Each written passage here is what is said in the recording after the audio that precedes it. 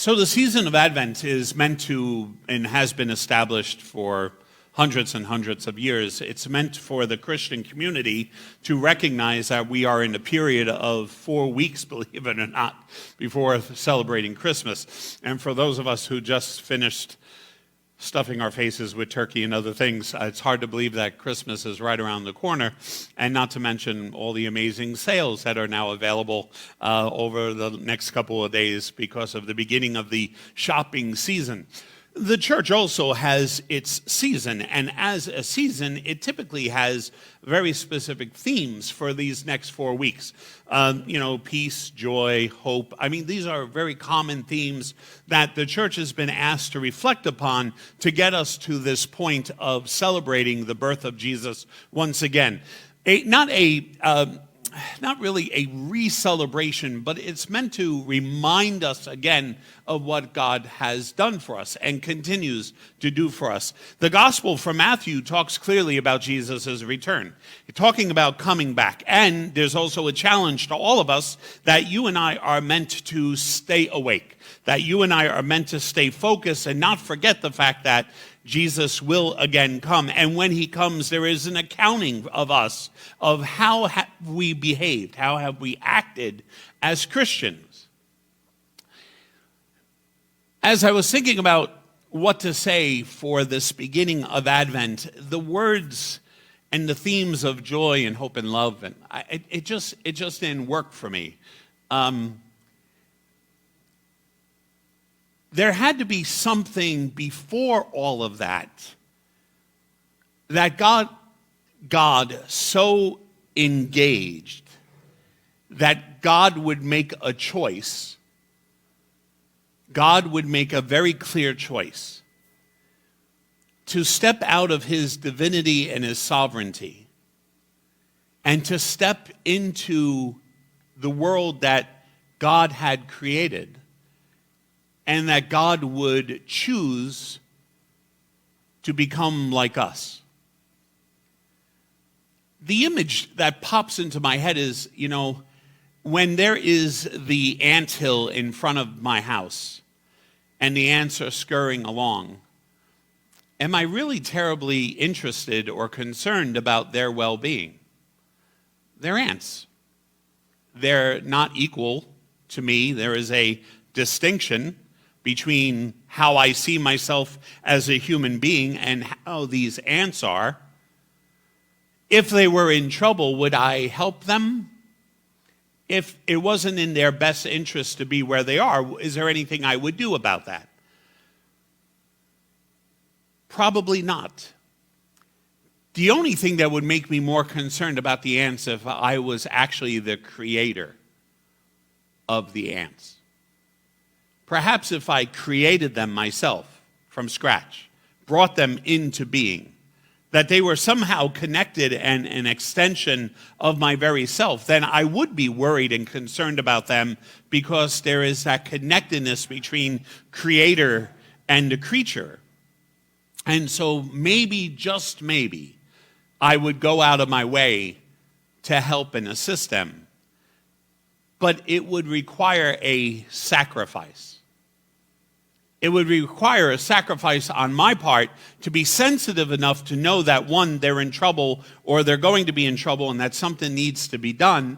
And also the fact that I, in order to help them, would have to leave my place in my humanness, my greatness as being a human and them just being ants, to go down and help them. There would have to be a sacrifice on my part to pay attention to them, a sacrifice to be sensitive to their needs, a sacrifice on my part to actually want to get involved. And I know all of this talk about ants. Eric, where are you going? So this is the week of Thanksgiving. And all during this week and the day of and the days that following, all of the typical stuff starts coming to a head again. Who's getting together for Thanksgiving? Who's going to sit at the table? Who's choosing to come to sit at a table? who's not coming to sit at a table because someone else is sitting at a table, who's choosing not to be involved because there are other people there. And then during the season of thankfulness, if we have done things for other people throughout the course of our year, it would seem to be that this would be the time of year that you would hear two words, thank you. And yet, you don't hear those words, and the people that you have helped along the way, the people that you have stepped in for, the people who should really be the first to say thank you, are really nowhere to be found, or it is a very distant, cold, happy Thanksgiving, and there's nothing more. I was saying to Donna, I've never been a huge fan of the term toxic relationships. I've never been a huge fan of that term, but we hear this a lot now. People talk about this a lot. And people use it now very readily and apply it to almost anyone that they want to apply it to. They choose, sometimes without any real deep consideration about who they're going to consider toxic in their lives. And as much as you go through this, and I was sharing with Donna, if we were to go through our life and figure out those people in our life that we would consider toxic, and we would choose to be separating from, then there would be a fairly substantial list of people that, you're in relationship with, but aren't equally in relationship in return. And I remember, going back and forth, and this has been on my mind this entire week. There are distinctions and differences between all of us. There are different views and opinions between all of us. And sometimes we allow those differences and distinctions and opinions to be more barriers and separations, and we want them that way. We actually choose that. We choose to use them in such a way. If somebody else has a different opinion than myself, well, they're entitled to that opinion. It doesn't change. It should not change how I deal with them as a human being. I'm realizing that the essence of Advent, the essence of the incarnation, the very first beat of a human heart, if you will, around that theme, around that idea, around the vision and thought of God wanting to be involved and help us, is sacrifice. And if it is the beginning of the incarnation, if it is actually the beginning of where God says, I am willing to sacrifice my deity, my sovereignty, my otherness, my divinity, in some regards, to choose to be a human being, then there is something about that term, that practice of sacrifice, that you and I are also fully obligated to reflect upon and to participate in.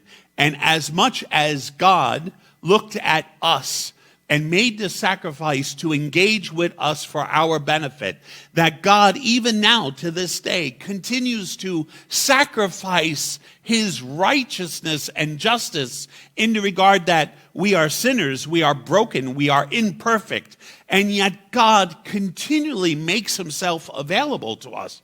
God continually leaves the door open for us. There are no more barriers or obligation or responsibility, because in Jesus is the ultimate sacrifice on the cross. But if sacrifice started all this, if sacrifice started God's activity in our world and brings about Jesus, and Jesus's entire life and mission and ministry ends up culminating with the sacrifice on the cross, then as Christians, we cannot deny that if God has treated us with this depth of sacrifice out of his love for us, then you and I have no other choice but to look at each other and sacrifice our very selves for somebody else. Now, please, before I end up with emails and phone calls, I am not saying if you are in an abusive relationship that you stay in an abusive relationship. I am not saying that if you are being manipulated, if you are being hindered, emotionally abused in any way, shape, or form, that you are obligated to. I am not talking about those situations. Those situations that are unhealthy to us, we need to be very conscious of, because what you are, what we are, what I am, is a creation of God. And no one has the right to abuse or manipulate or belittle us in any way. That's not allowable. That is not what Jesus has ever said or talked about. And sometimes we take this idea of wanting to, we'll just keep putting up with this. We'll just keep sacrificing ourselves. We'll just keep putting ourselves out there because this is what God wants us to do. Let me assure you, God does not want you to do that. That's not what we're talking about.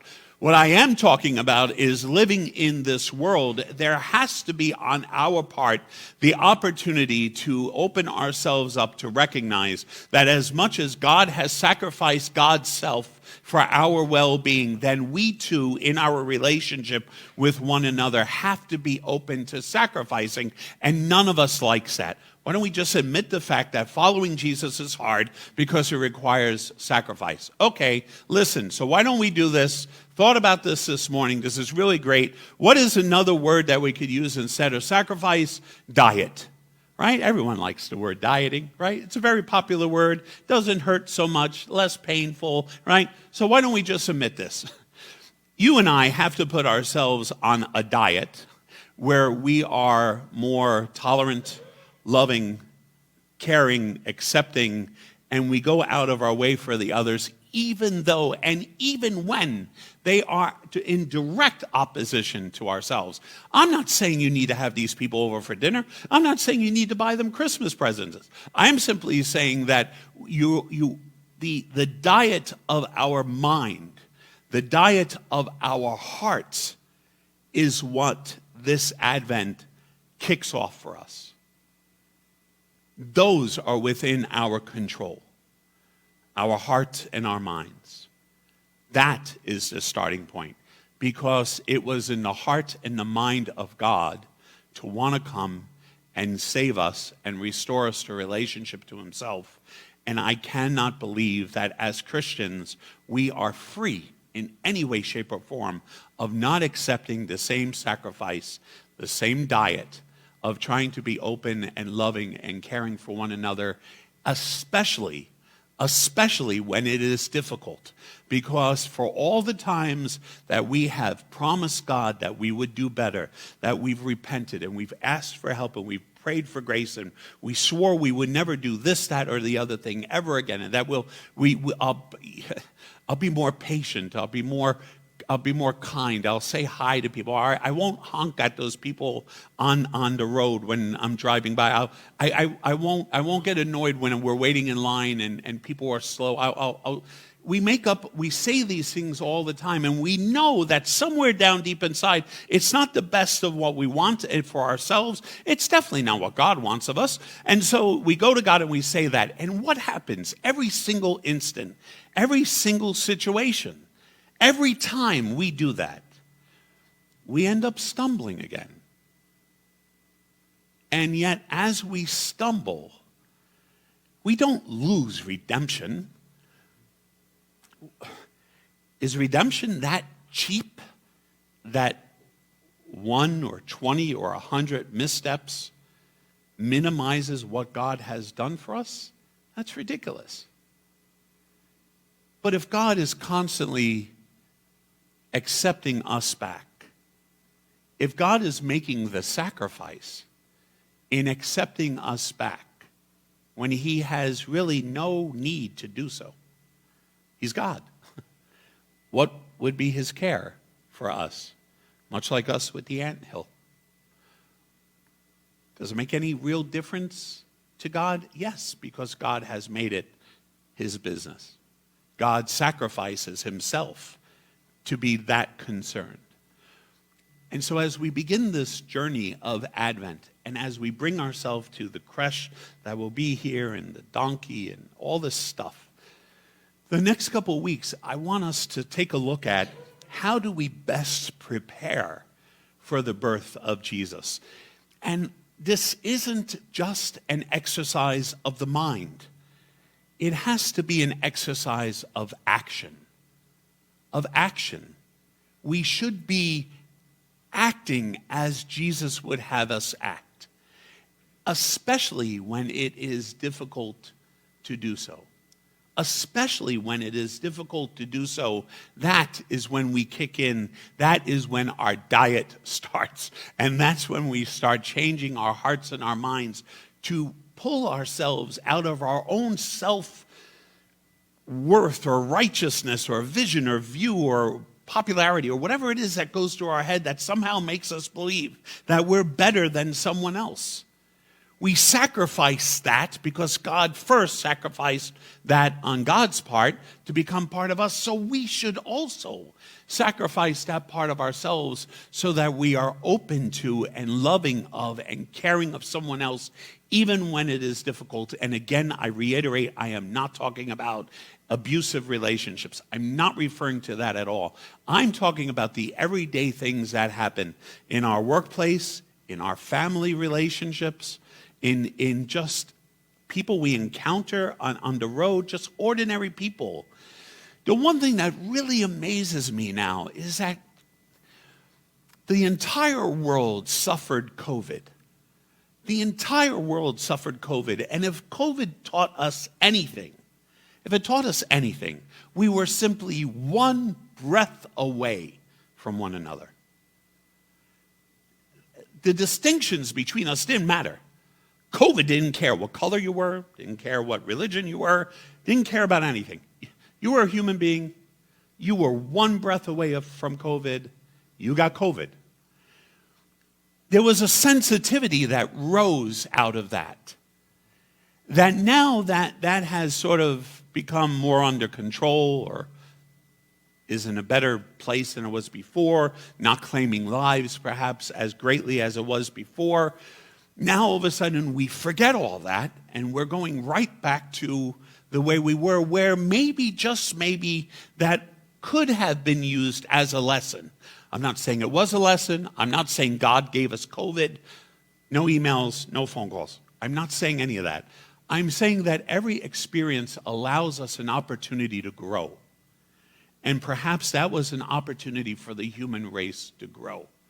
And we realized then we all made a sacrifice of wearing those funny masks, and walking around. And okay, some of them were more decorative than others. Some of them had Santas, and some of them had different things. But we all made the sacrifice because we knew it was good for someone else. We knew it was good for society. I'm simply proposing that what comes out of our minds and out of our hearts, which takes form in what comes out of our mouth and the actions we perform, is exactly the same thing. We're either building each other up or we're tearing each other down. But as Christians especially, we are challenged to make the sacrifice because Jesus is coming again. And there is going to be a request of an accounting of how have we lived what he has left us. And if God, in and through his Son, can sacrifice to such great lengths for people who were, are, and always will be sinners, then shouldn't we be making the same sacrifice in our relationships with one another? God bless you.